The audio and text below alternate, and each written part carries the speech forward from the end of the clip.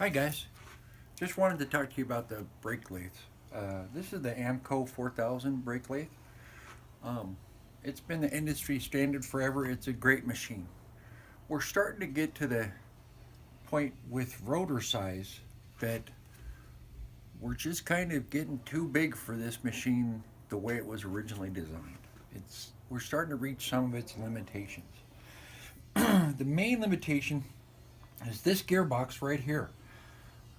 It's only got two speeds. It does the majority of the actual feed work.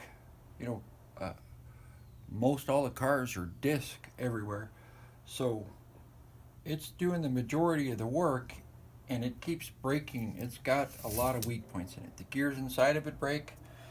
This handle has issues.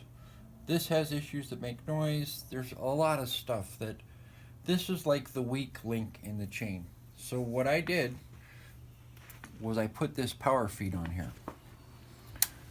This power feed has variable speed.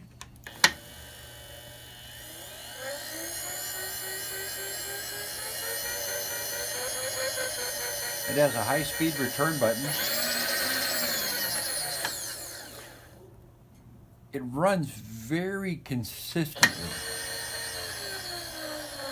It runs a very smooth speed. This gearbox is kind of dated, and its performance was limited to basically too slow or too fast. Um, Actually, it worked fine for when it was made, but as time went by, these rotors got bigger and bigger.